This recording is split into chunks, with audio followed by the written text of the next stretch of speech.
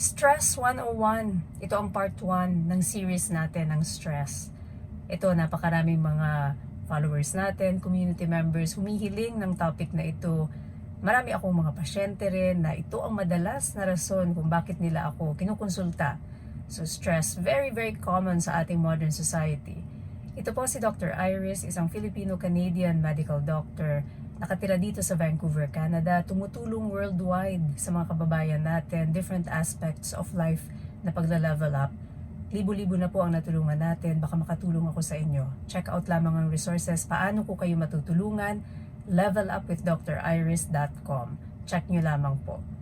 Pag-usapan na natin ngayon itong very common modern day malady na pinagdadaanan ng mga tao sa ating panahon ngayon. Stress. Ano nga ba ang stress? Let's start off with definitions.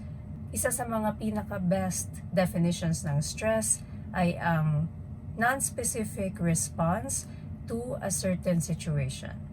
So, nonspecific response to a certain situation. Ibig sabihin, yung stress, it's not really about the stress, the stressor, kung ano man yung sitwasyon na yun, kundi paano nagre-respond doon sa stressor na yon. To illustrate this further, tingnan natin for example ang traffic. So traffic can be quite a stressor for one person. Every time na andyan na ang traffic, nasa stress na siya. But for another person, it may not really be a stressor. So sa isang tao na ang stressor niya ay trabaho for example, pagdating na sa traffic, it may be their time of release.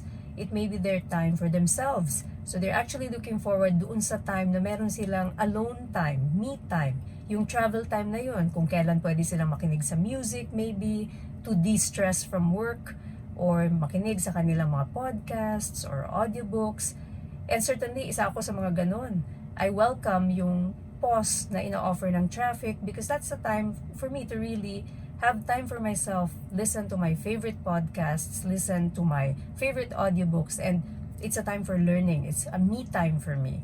So, magkaiba po doon sa tao na ayan pa lang sasabak sa traffic, nagsisimula na yung sakit ng ulo, yung muscle tension because nasi-stress na nga doon sa traffic versus doon sa tao naman that finds that that's quite a relief dahil yun nga ay me time. So, ang pinapakita lang dito ay iisa lang ang sitwasyon, pareha sila, traffic, pero magkaiba yung perception. So, anong may mangyayari doon? Magkaiba ang magiging response. Yung isa, ma-activate na yung mga stress responses, and yun na nga, magmamanifest na ito physically, ayun na yung tension, nandun na yung sakit sa ulo, andun na yung mabilis na heartbeat kasi nasa stress na, while the other situation, nandoon yung nagiging calmer, nagiging mas relaxed kasi nga me time. So magkaiba po, iisa lang ang sitwasyon. So this is one of the most important concepts to understand about stress is it's not really the stress that happens to you, it's your response to it. Sa susunod na videos ng series na ito, pag-uusapan na natin what will happen once na ma-perceive mo na stressful nga ang situation. Kasi the stress cascade does not really happen until you really perceive it to be stressful. Once na ma-perceive mo ito as stressful, then of course the cascade will start to happen. And there's physiology behind that. There's a very solid science behind that. So now, having said this, based on the definition na it is really the response that will dictate kung ang isang sitwasyon ay magiging stressful or not, it's also important to know that meron ding good and bad stress. You can also categorize it that way. Hindi naman lahat ng stress ay masama. So, what am I talking about here? So, good stress. For example, stress na magbabakasyon ka, so medyo rush kasi mag-i-empake pa kayo, magpe-prepare. So, that's good stress because, at the end of it, alam mong mag-enjoy ka, alam mo that you will have a good experience, but yung preparation part will be stressful. Another type of good stress, for example, is ma-promote ka sa trabaho. So, with the promotion will come more responsibilities, maybe yes, higher paycheck nga, pero more responsibility. So, that can also cause stress. Pero it's good stress kasi there will be the challenge to rise up, to take on more responsibilities. There will be better pay. Pero again, meron pa rin yung stress na yan.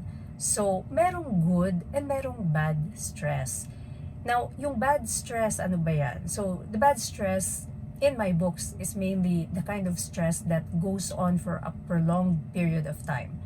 Meron din kasi tayo mga stressors na situational, and after a while, alam natin matatapos din yan. So, kahit na yung stressor na yan currently is bad, pero maiksi lang yung kanyang duration. So, it's not really going to be bad stress for the long term.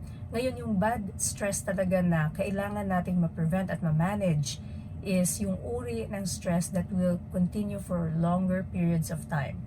And this kind of bad stress is really rooted on yung mga aftermaths nung initial na physical part ng stress na yon. So the aftermath being ano yung mangyayari internally, right? Kasi sometimes yung stress will start off as really a physical thing. So for example, the physical act of yung pag-aaway, yung nagkasigawan or wag naman sana, nagkasakitan, then that's one part of it. But what is the longer, yung more prone to suffering kind of stress na maaaring mangyari are the thoughts that you will now cultivate in your head after nung matapos yung event na yon. So tapos na for example yung event, pero patuloy pa rin yung ating mga thoughts. Patuloy pa rin yung pag-iisip natin about the event. And this can now lead to yung prolonged stress. And the thing with prolonged stress is the body will manifest it at some point. So again, pag-uusapan natin yan sa next videos. So sana nakatulong itong primer na ito. This is just really the beginning. This is the foundational aspect of it. Na unang-una, it's not really the stress that happens to you. It's how you respond to it. It's the response that will dictate if mangyayari yung mga susunod na parts ng stress reaction.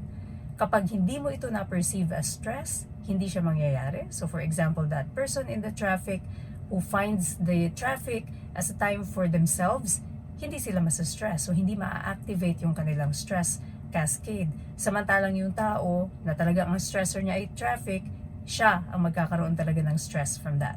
So that's the basic premise. And then the second premise is hindi lahat ng stress masama. Merong good stress at meron din, yun nga unfortunately, bad stress. And specifically, I'm going to talk about dito sa series na ito ay yung prolonged stress. Yung uri ng stress na nakaka-damage sa atin. So stay tuned for the next video. And kung kailangan ng extra gabay, join lamang sa communities ko. And kung kailangan ng tulong ko, marami naman ako mga libreng Zoom meets. Again, ang resource ko ay levelupwithdriris.com. I'll see you very soon. Level up po tayo lagi.